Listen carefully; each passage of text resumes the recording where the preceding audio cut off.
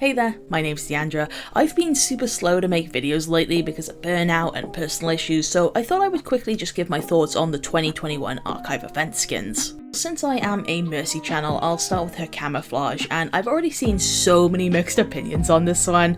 Okay, I appreciate them trying something different, but the colour scheme isn't doing much for me. I think it ends up looking kinda dull. As for the hair, I love seeing them play around with different hairstyles for Mercy, but this just looks really flat. I think short hair has the potential to suit Mercy quite well, and in fact I think it does in the player icon where there's a lot more texture. There's also a spray for the skin which I actually really like. Now, I do feel like 2D art is probably always going to look a little bit nicer than the 3D models we see in game. However, the design on the spray is a bit different, and they did this with Dragoon as well. Most notably, the hair has way more volume, which goes a long way in my opinion. I tried to do a quick edit myself in Photoshop and it's not like the best execution, but I like the idea behind it. Also, it might just be the lighting, but the spray also leans more into a green colour palette, and I actually really dig that when contrasted with the black hair.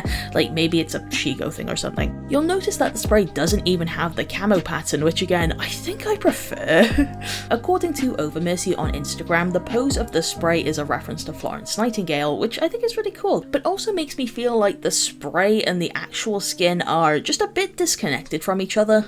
Okay, moving on, we've got Soldier 1776. Overall, this one is okay, which I think is a word I'm just feeling a lot in general about this batch of skins. None of them are bad, they're all well made, but not my sort of thing, they don't do much for me personally. My main issue with the skin, and most of the ones we got for this event, is that in the past, Archive legendaries have generally been for lore-related skins. For example, Anna has Sniper, which also included text about the world. Ash got Socialite, which gives us a bit of information on her character. Unfortunately, none of these new skins got any text snippets, so personally, I'm just left a little unsure as to why we got this theme. Some people on my Discord were making jokes that Blizzard couldn't do any more lore skins because they've run out of lore, which hopefully isn't the case, but did make me laugh.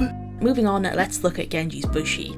Okay, I'm just gonna go ahead and get this out there. If you take the left side of his belt and rotate it 90 degrees, well, if I were to say this looks like dick and balls, you two probably wouldn't be very happy with me, so I'm not gonna say that. I am not gonna say that this looks like a penis. It is just a coincidence that this review happens to be in the middle of the video. In fact, I think it's pretty cool to see a Phoenix Wright reference in Overwatch.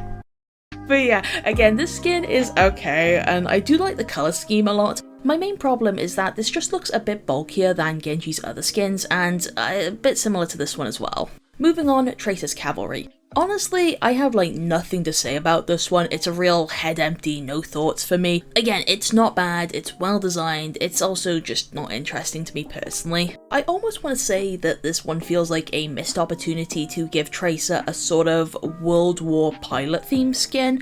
To me, that would be a good way to stick to this sort of weird war theme while also still relating it to the character more. Although that being said, she does already have Slipstream, which maybe covers this already, but I still think you could do something different with this idea. Moving on, Widow's, Mousquetaire skin. This one was the first to be revealed, and I saw a lot of people on Twitter not happy with it. The thing is, Widow did get a skin last event that everyone was just losing their shit over, and this one has to compete with that, and if you're trying to compete with Horny, you will absolutely lose. I'm also once again just feeling bad for Symmetra mains who apparently just aren't allowed shit when it comes to events. Anyway, I actually quite like this one. I think the upper area is a bit boring, and I keep thinking her chest has googly eyes, but the leg design is kinda cool. Another thing that's kinda neat is her gun has the Chateau Giard crest on it, so at least there's a nod to the lore there.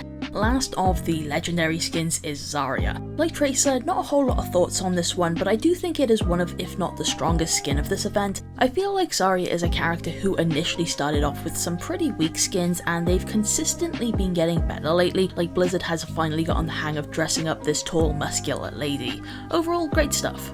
Last of all, you've got the Lucio and Zenyatta skins, and I've said this every event for 2 years now, but I am constantly impressed by the quality of epic skins. There's so much more detail in this than an epic from earlier on in the game's life cycle. So yeah, I think both of those look great, even though they aren't seemingly lore related either. I really dig the Bioshock steampunky vibes of Zenyatta, and the main notes I've got for Lucio are tattoos and lip ring, good shit. For the first time, Blizzard have mixed up the way we get these challenge skins. Instead of needing 9 wins, we need to get stars in PvE, which I gotta be honest, I'm not super stoked about, but apparently it's easier than it initially sounds.